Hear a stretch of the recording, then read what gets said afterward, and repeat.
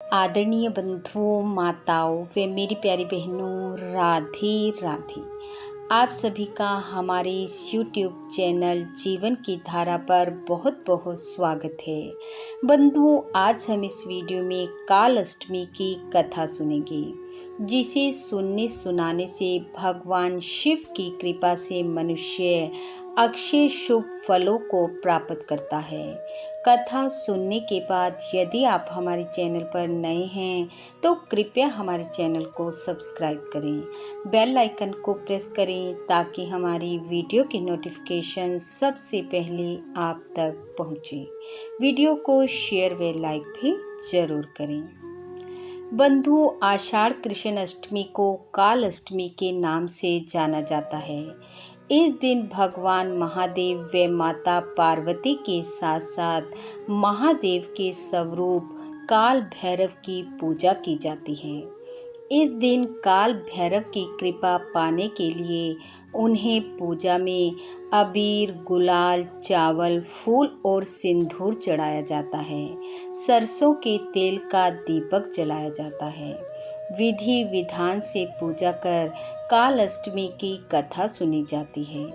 माना जाता है कि इस दिन महादेव के स्वरूप काल भैरव की पूजा करने से प्रत्येक मनोकामना तो पूर्ण होती ही है, साथ ही मनुष्य अकारण पीड़ित भय से भी मुक्ति पाता है।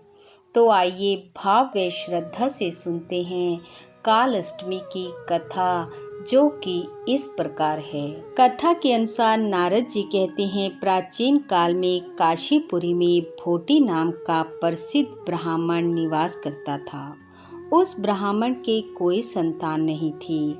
पुत्र प्राप्ति के लिए ब्राह्मण देव ने भगवान शंकर का बहुत कठिन तप किया। उसकी तपस्या से प्रसन्न होकर भगवान महादेव ने प्रकट होकर ब्राह्मण देव को आशीर्वाद दिया और कहा, हे भोटी, मेरी कृपा से तुम्हें पुत्र की प्राप्ति होगी और तुम्हारे उस पुत्र का प्रभाव और यश मेरे समान होगा। ऐसा कहकर भोलेनाथ अंतर ध्यान हो गए। कुछ समय पश्चात भोटी की स्त्री गर्भवती हुई, परंतु उसको गर्भ धारण किए हुए 4 वर्ष का समय हो गया, लेकिन प्रसव नहीं हुआ। तब भोटी ने गर्भ में स्थित अपने पुत्र से कहा, हे पुत्र, तुम गर्भ से बाहर क्यों नहीं आते, जबकि इस मनुष्य देह से ही धर्म, अर्थ, काम और मोक्ष की प्राप्ति होती है। पिता की बात सुनकर गर्भ में स्थित बालक ने कहा, मैं ये सब जानता हूँ, परंतु मैं काल मार्ग से सदैव ही डरता हूँ। यह सुनकर ब्राह्मण भोटी फिर से भगवान शंकर की शरण में गया और बोला, हे महादेव, आप ही इस गर्भ को समझाकर संसार में आने के लिए प्रेरित करें। तब भगवान शंकर ने अपनी विभूतियों को भोटी के साथ भेजा, जिन्होंने जाकर गर्भ को समझाते हुए कहा, हे महामने भोटी कुमार, हम यानी कि ज्ञान, वैराग्य और ऐश्वर्य कभी तुमसे दूर नहीं होंगे। अधर्म बोला, मैं कभी तुम्हारे पास नहीं आऊंगा। इस प्रकार विभूतियों द्वारा समझाने पर गर्भ स्थित बालक बाहर आया और जोर जोर से रोने लगा। तब विभूतियों ने कहा, हे भोटी, तुम्हारे पुत्र का नाम काल भीति होगा और यह काल पर विजय प्राप्त करने वाला होगा।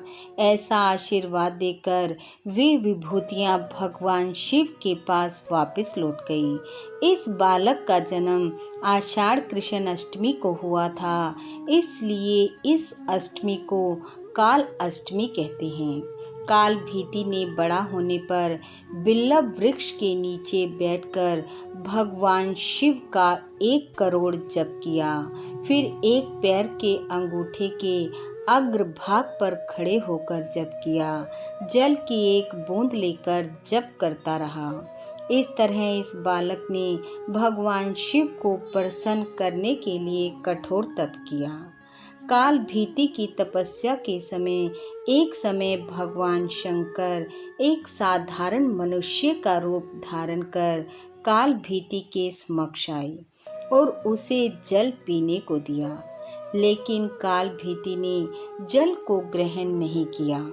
बार बार कहने पर भी जब काल भीति ने जल नहीं पिया तो वह पुरुष सहसा अंतर ध्यान हो गया और काल भीति चकित होकर चारों तरफ देखता रहा कि वह पुरुष कहाँ चला गया। तभी अचानक उसी विल्लव वृक्ष के नीचे पृथ्वी में से एक शिवलिंग उत्पन्न हुआ जो सब दिशाओं को प्रकाशित कर रहा था। तब काल भीति ने प्रसन्न होकर महादेव की स्तुति की। उसकी स्तुति से प्रसन्न होकर महादेव उस शिवलिंग में से प्रत्यक्ष रूप से प्रकट हुए और काल भीति को दर्शन दिए। अपने तेज से त्रिलोकी को प्रकाशित कर दिया।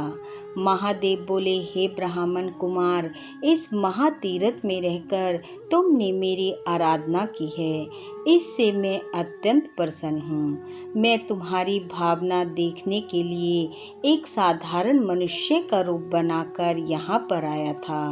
तुमने जो मेरी स्तुति की है वह वैदिक मंत्रों के रहस्यों से भरी हुई है, अतः तुम मुझसे अपना मन इच्छित वर मांगो।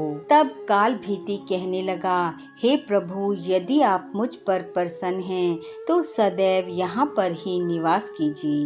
भगवान शंकर कहने लगे, हे पुत्र, मैं लिंग रूप में सदैव यहाँ पर रहूँगा। आकाश में तारका भैलिंग, पाताल में हाउकेश्वर लिंग और भूमंडल में स्वयं त्रहलिंग, यह तीनों ही शुभ हैं। इनका पूजन अक्षय फलों को देने वाला होगा। जो इस काल अष्टमी के दिन शिवलिंग पर जल चढ़ाएगा वह शिव स्वरूप हो जाएगा। भगवान बोले, हे वत्स, तुम नंदी के साथ मेरे दूसरे द्वारपाल के रूप में विराजमान रहोगे। काल मार्ग पर विजय प्राप्त करने के कारण तुम्हारा नाम काल भैरव इस संसार में प्रसिद्ध होगा। इस प्रकार काल भीति को आशीर्वाद देकर भगवान भोलेनाथ अंतर ध्यान हो गए। बोलो भगवान महादेव की जय। बंधु, भगवान भोलेनाथ की कृपा आप व आपके परिवार पर सदैव बनी रहे। आपका घर आंगन खुशियों से महकता रहे।